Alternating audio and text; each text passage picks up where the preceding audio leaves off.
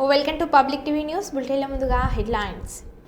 Warangal district judo association ఆధ్వర్యంలో క్రీడా పోటీలు.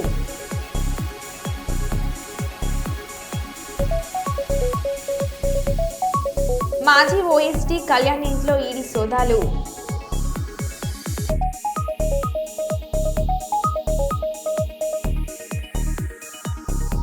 కాంగ్రెస్ ఎమ్మెల్యే కోరం కనకయ్యకు నిరసన సెగ.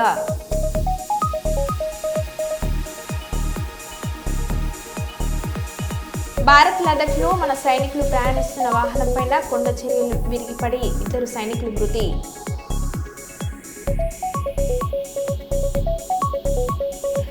కర్నూలు జిల్లాలో మహిళల భద్రతకు శక్తి యాప్ వాట్సాప్ సేవలపై అవగాహన.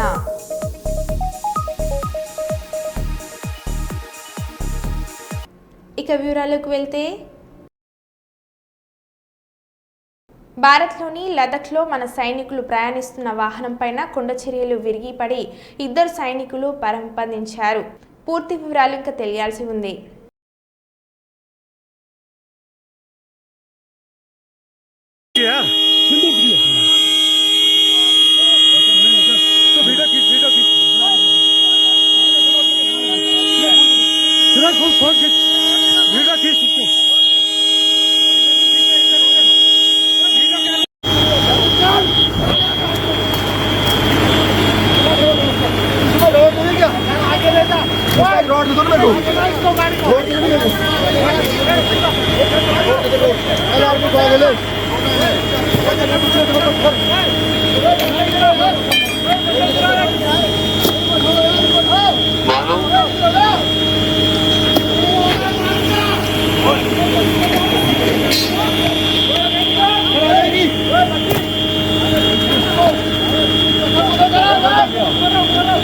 ड्राइवर उसी अंदर ही फंसा है। మల్కాజ్గిరి వినాయకనగర్లో నివాసం ఉంటున్న ఒక సీనియర్ కాంగ్రెస్ కార్యకర్త జయంతి కుమారునికి ఇటీవల ప్రమాదవశత్తు విద్యుత్ షాకు గురై గాయాల పాలైన అతని వైద్య ఖర్చుల నిమిత్తం 15,000 రూపాయల ఆర్థిక సహాయం అందించడం జరిగింది. ప్రతి ఒక్క కార్యకర్తకు మైనంపల్లి హనుమంతన్న ఆశీర్వాదాలు ఎప్పుడు ఉంటాయి, అందరూ బాగుండాలి, అందులో నేను ఉండాలి అంటూ రానున్న రోజుల్లో ప్రజా సమస్యలపై ప్రత్యక్షంగా పోరాడే అవకాశాన్ని ప్రజలు కల్పిస్తున్నారని ఆశిస్తూ, అలాగే మైనంపల్లి హనుమంతన్న స్ఫూర్తితో మానవ సేవే మాధవ సేవ అంటూ ముందుకు సాగుతున్నారు. కర్నూలు జిల్లాలో మహిళల భద్రతకు శక్తి యాప్ వాట్సాప్ సేవలపై అవగాహన. మహిళల భద్రత కోసం శక్తి యాప్ శక్తి వాట్సాప్ నెంబర్ 7993485111 అత్యవసర సమయాల్లో కాల్ చేసినా మెసేజ్ చేసినా స్పందించేలా శక్తి యాప్ శక్తి వాట్సాప్ నెంబర్. మహిళల భద్రత కోసం ప్రభుత్వం ఏర్పాటు చేసిన శక్తి యాప్ శక్తి వాట్సాప్ నెంబర్లపై గుడ్ టచ్ బ్యాడ్ టచ్లపై పాఠశాలలు కళాశాలలో జిల్లా వ్యాప్తంగా అన్ని పోలీస్ స్టేషన్ల అధికారులు అవగాహన కార్యక్రమాలు నిర్వహిస్తున్నారని, విద్యార్థినులకు మహిళలకు వాటి సేవలను వివరిస్తున్నారని జిల్లా ఎస్పీ శ్రీ విక్రాంత్ పాటిల్ ఐపీఎస్ గురువారం తెలిపారు.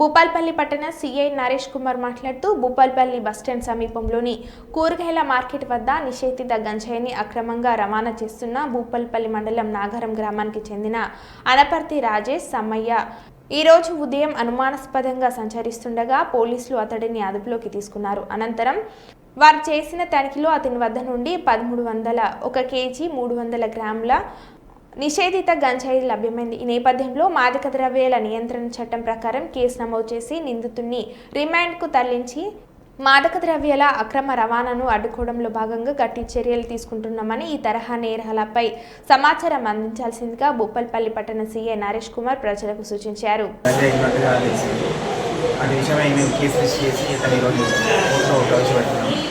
అదేవిధంగా భూపాల్పల్లి పట్టణంలో ఎవరైనా గంజాయి తాగినా, గంజాయి సరఫరా చేసినా, గంజాయి అమ్మినా, గంజాయి తీసుకొచ్చి ఇక్కడ ఎటువంటి కార్యక్రమాలు చేసినా కూడా వారి మీద కఠిన చర్యలు తీసుకుంటాము.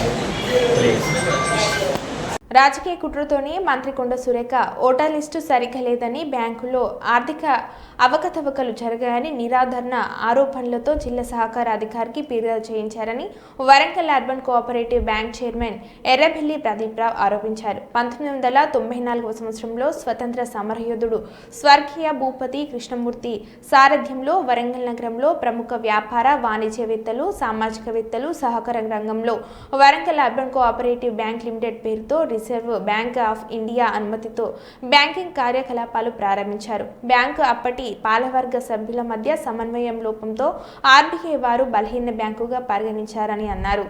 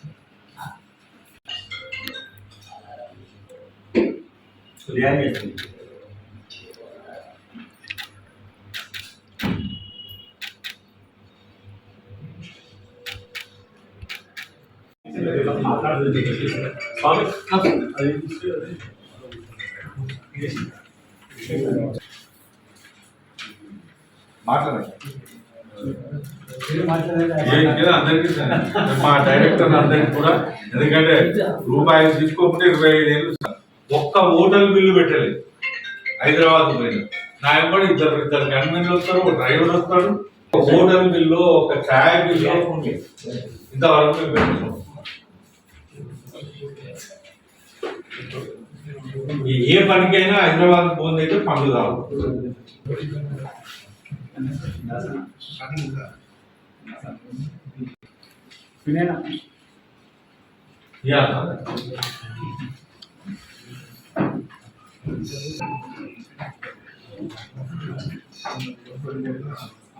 వచ్చింది 2000 సంవత్సరం 2000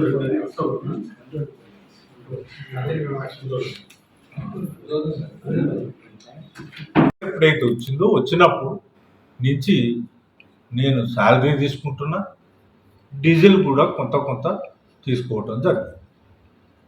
అది ఆర్బీఐ నామ్స్ ప్రకారం ఎక్కడ కూడా మేము అవాయిడ్ చేయాలి. బ్యాంకుకు బండి కొనాలి అన్నప్పుడు బండి కొంటే అడిషనల్ ఖర్చు, డీజిల్ తీసుకుంటే కొంత అప్లికేషన్. ఈయన డీజిల్ తీసుకున్నాడు, మిస్యూజ్ చేసిండ్రు, అంతా బీజేపీ వాళ్ళకు లోన్లు ఇచ్చిండు, ఈ బ్యాంకును ఆగమాగం చేస్తాడు అని మళ్ళొక కంప్లైంట్ ఇచ్చాడు. ఇది నేను ఒకటే చెప్తున్నా, అప్పులు కనుక తీసుకున్న వాళ్ళ దాంట్లో ఎంత పర్సెంటేజ్ రికవరీ ఎంత ఉండాలి? బిలో 3 ఉండాలి. మనది బ్యాంకు కాదు, ప్రజలతో ఉన్నట్టు బ్యాంక్. షేర్స్ అయినా డిపాజిట్స్ అయినా వాళ్ళే. కనుక ఇది రాజకీయాలకు తావు కాదు. నేను కూడా ఎక్కువ మాట్లాడి, ఇప్పటికైనా దయచేసి దీన్ని ఈ బ్యాంకు నిలిచిపెట్టండి. ప్రజాస్వామ్య పద్ధతికి ఎలక్షన్ పెట్టియండి. అర్బన్ కోఆపరేటివ్ బ్యాంక్ మేము ఈ పాలకవర్గం 2000 సంవత్సరంలో భూపతి కృష్ణ గారి మీద వారి మీద పోటీ చేసి ఈ ప్యానెల్ ఒక అత్యధిక మెజార్టీతోనే అప్పుడు మమ్మల్ని గెలిపించడం జరిగింది. మేము గెలిచినాక మేము బ్యాంకులకు పోయి చూస్తే అది వీక్ స్టేటస్. ఈ రోజు వరకు 25 సంవత్సరాలు ఎవ్వరు కూడా బ్యాంకులో డైరెక్టర్ 1 రూపాయి తీసుకొని 12 సంవత్సరాల తర్వాత ఈ 2వ టర్మ్ తర్వాత ఇన్కమ్ ట్యాక్స్ బ్యాంకు వేయటం జరిగింది. మా సొంత పైసలే పెట్టినాం. డైరెక్టర్లో వచ్చి తిరిగి ఎక్కడ తిరిగినా కానీ వాళ్ళ జేబుల నుంచి పైసలు పెట్టారు. నేను హైదరాబాద్ తిరిగిన, ఆర్బీఐ తిరిగిన 12 సంవత్సరాలు రూపాయి లేకుండా నా పైసలు చెప్పి. కర్నూలు జిల్లాలో యోగాసన ఛాంపియన్షిప్ పోటీలను డాక్టర్ శంకర్ శర్మ ప్రారంభించారు. నగరంలోని అవుట్డోర్ స్టేడియంలో జరిగిన ఈ పోటీల ప్రారంభ కార్యక్రమంలో ముఖ్య అతిథిగా డాక్టర్ శంకర్ శర్మ పాల్గొన్నారు. ఈ సందర్భంగా డాక్టర్ శంకర్ శర్మ మాట్లాడుతూ యోగా ప్రాముఖ్యతను వివరించారు. యోగా భారతదేశంలోనే ప్రారంభమైందని, పురాణాల్లో సైతం యోగా గొప్పతనాన్ని వివరించడం జరిగిందని అన్నారు. విద్యార్థులు యోగా చేయడం వల్ల జ్ఞాపక శక్తి పెరిగి చదువులో రాణిస్తారని డాక్టర్ శంకర్ శర్మ తెలిపారు.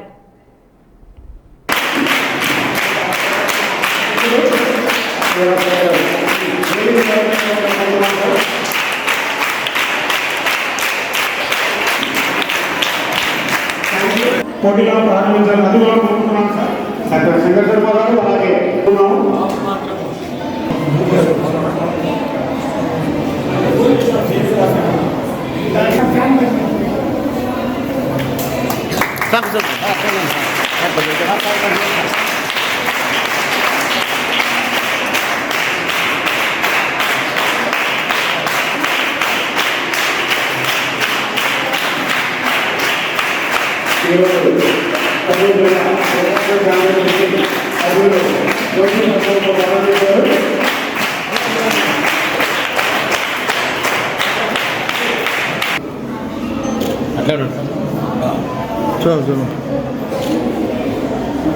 ఓకే జిల్లా స్థాయి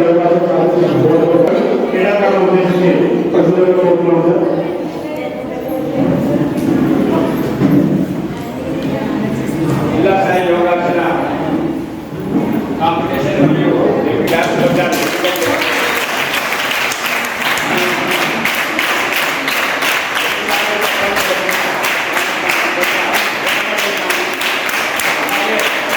ప్రభాకర్ గారు, చిన్నశంకన్న గారు, మేడం గారు అందరికీ హృదయపూర్వకంగా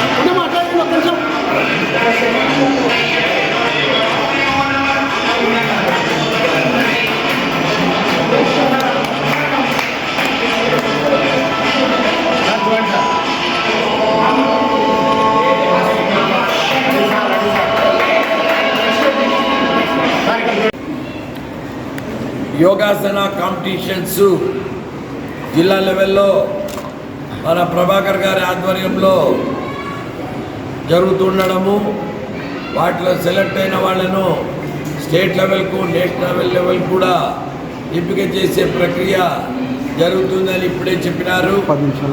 ముఖ్యంగా ఏ స్పోర్ట్స్ అయినా, ఏ గేమ్ అయినా, ఏదైనా కానీ వరల్డ్లో ఎక్కడెక్కడో పుట్టిండొచ్చు, కానీ ఒకే ఒక్క యోగా మాత్రం 100% పేటెంట్ ఇండియా తీసుకోవచ్చు. ఎందుకంటే ఇది వేదాలకు, ఉపనిషత్తులలో కూడా ముఖ్యంగా కఠోపనిషత్తులో యోగా గురించి చెప్పడం జరిగింది. యాక్చువల్గా యోగా అంటే యూనియన్ అని, అంటే body, mind and spirit box మనం ముందుకు తీసుకుపోయినామంటే ఈవెన్ యుద్ధాలు కూడా ఆపేయచ్చు, మనుషులను ఒకరికొకరు సహాయం చేసుకునే విధంగా మనము మలచవచ్చు. కాబట్టి ఒక మైండ్, బాడీ, స్పిరిట్, సోల్ను ఏకీకృతం చేసేదే యోగా. Yoga means union. వేదాలలో, భగవద్గీతలో, ఉపనిషత్తుల్లో, బ్రహ్మసూత్రాలలో, పతంజలి యోగ సూత్రాలలో ఈ యోగా గురించి చాలా చెప్పబడింది. యోగాను ప్రతి ఒక్కరూ ప్రాక్టీస్ చేయాలని నేను మరీ కోరుకుంటున్నాను. ఈ చిన్న పిల్లలప్పుడే యోగా వైపు అట్రాక్ట్ అయినారంటే నిజంగా ఈరోజు పండగ చేసుకోవాలి మనము. దీనికంతా కృషి చేస్తున్న వాళ్ళందరినీ నేను మనస్ఫూర్తిగా అభినందిస్తున్నాను. And doctor Shankar Sharma, senior gastroenterologist. నూతన సఖీ సెంటర్ భవనాన్ని ప్రారంభించిన ఎమ్మెల్యేలు. హన్మకొండలోని 6వ డివిజన్లో 65 లక్షల రూపాయలతో నూతనంగా నిర్మించిన సఖీ కేంద్రం భవనాన్ని ఎమ్మెల్యే కేఆర్ నాగరాజు, మేయర్ సుధారాణితో కలిసి ఆయన ప్రారంభించారు.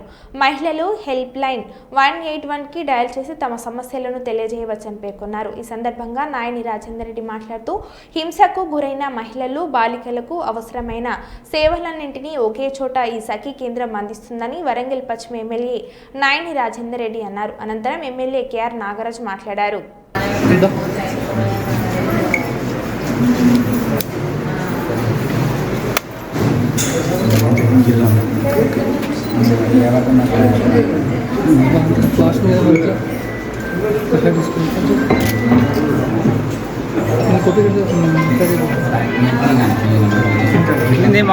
నేను పంపిస్తాను.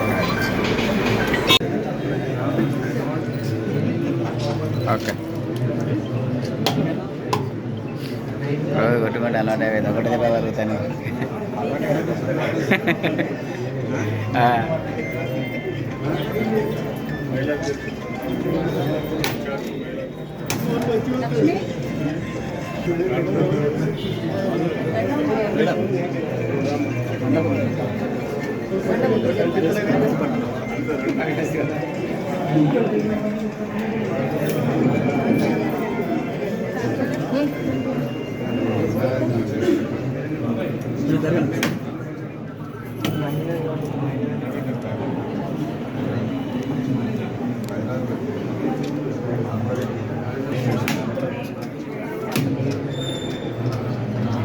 లక్ష్మి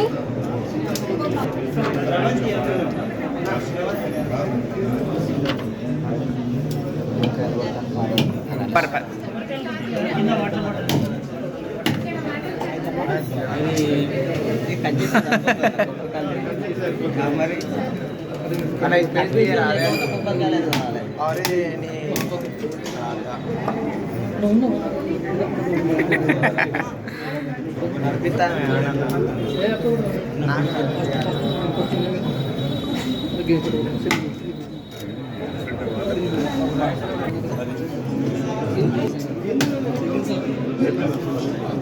అది కూడా కొట్టండి.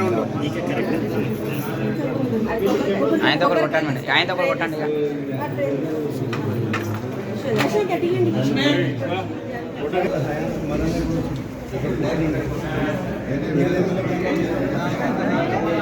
అన్నయ్య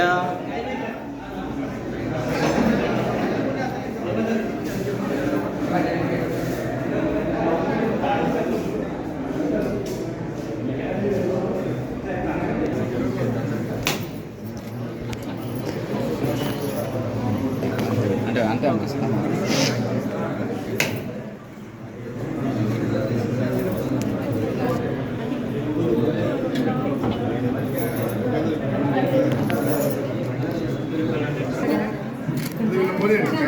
ఓకే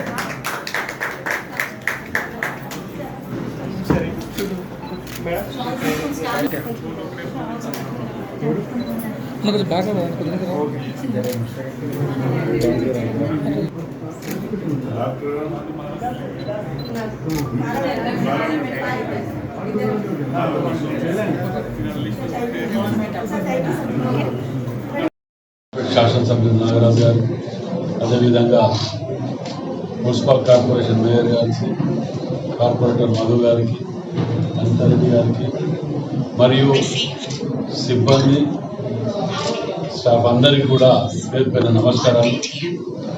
సుమారు 68 లక్షల రూపాయలతోటి ఇది నిర్మించడం జరిగింది.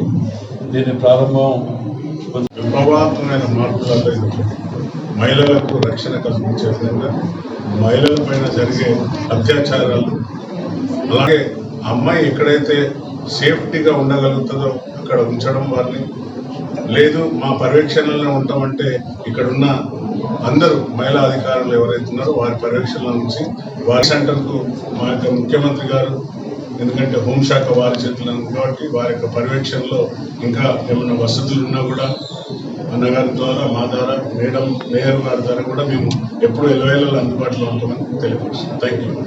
భూపాల్పల్లి డాక్టర్ అంబేద్కర్ సెంటర్లో అంతర్జాతీయ మానవ అక్రమ రవాణా నిర్మూలన దినోత్సవాన్ని పురస్కరించుకొని జస్ట్ రైట్స్ ఫర్ చిల్డ్రన్స్ సహాయ ఎన్జిఓ జిల్లా కోఆర్డినేటర్ తిరుపతి శాస్త్రాల ఆధ్వర్యంలో నిర్వహించిన ర్యాలీ కార్యక్రమానికి డీసీపీఓ వెంకటస్వామితో కలిసి సీఏ నరేష్ కుమార్ ముఖ్య అతిథిగా పాల్గొని జెండా ఊపి కార్యక్రమాన్ని ప్రారంభించారు. ఈ సందర్భంగా వారు మాట్లాడారు.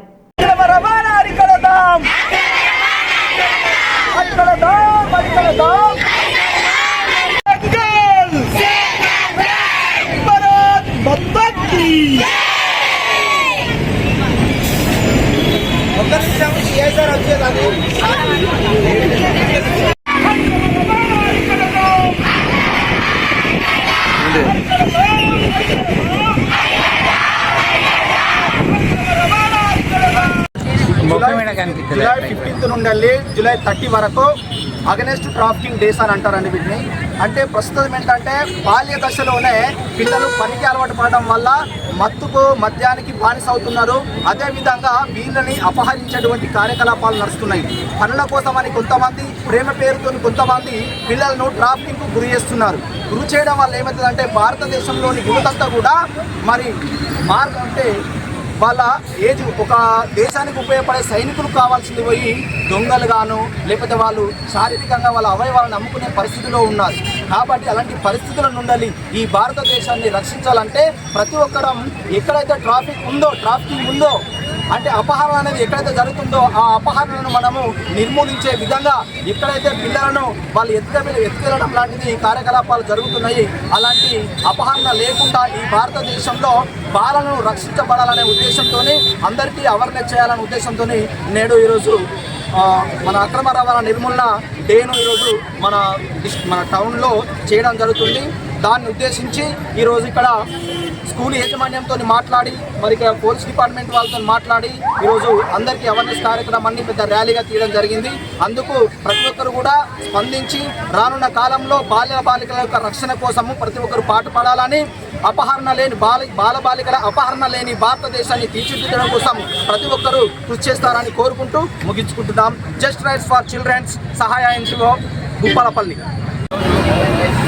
International anti human trafficking day సందర్భంగా జయశంకర్ భూపాల్పల్లి జిల్లా కేంద్రంలో భూపాల్పల్లి పట్టణంలో అంబేద్కర్ సెంటర్ సహాయ ఫౌండేషన్ నుంచి తర్వాత డీసీపీ వెంకటస్వామి గారి ఆధ్వర్యంలో ఇక్కడ పిల్లలందరితో కూడా ఒక ర్యాలీ నిర్వహించడం జరుగుతుంది. ఈ ర్యాలీ యొక్క ముఖ్య ఉద్దేశం ఏంటంటే భారతదేశంలో మన తెలంగాణ రాష్ట్రంలో ఎక్కడ కూడా యాంటీ హ్యూమన్ ట్రాఫికింగ్ అనేది జరగకుండా ఉండాలని చెప్పి దానికి సంబంధించి గవర్నమెంట్ నుంచి అన్ని రకాల చర్యలు తీసుకుంటున్నాం. అదేవిధంగా పబ్లిక్ తర్వాత స్కూల్ మేనేజ్మెంట్ కానీ ఇంకా ఎనీ అదర్ ఎన్జిఓస్ కానీ అందరూ కూడా యాక్టివ్గా పార్టిసిపేట్ చేసి మెయిన్గా పబ్లిక్ పార్టిసిపేషన్ అనేది చాలా ఇంపార్టెంట్.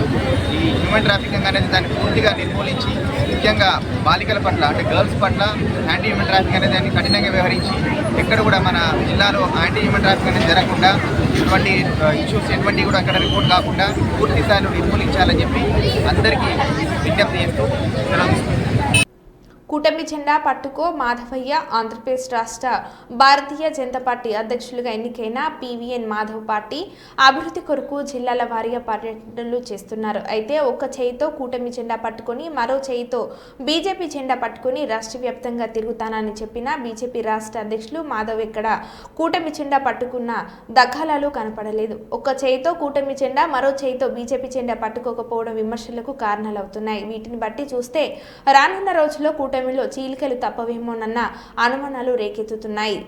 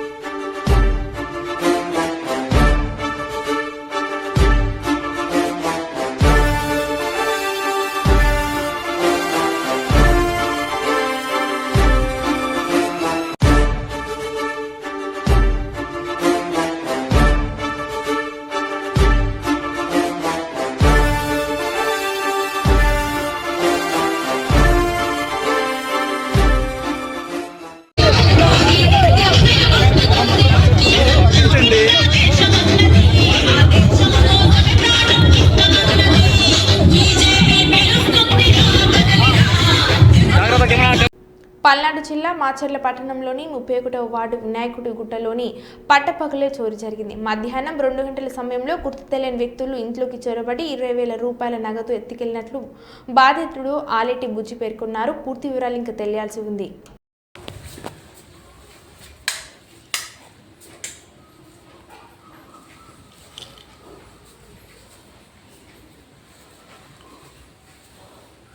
ఆహా 20,000 ఉండాలి ఇంట్లో.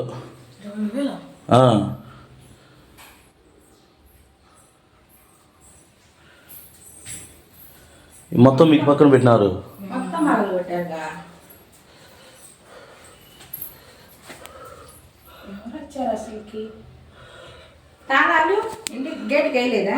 గేట్కి వేస్తాం రా. దీనికి తలుపు, దీనికి తాళపుర్ర వేయం.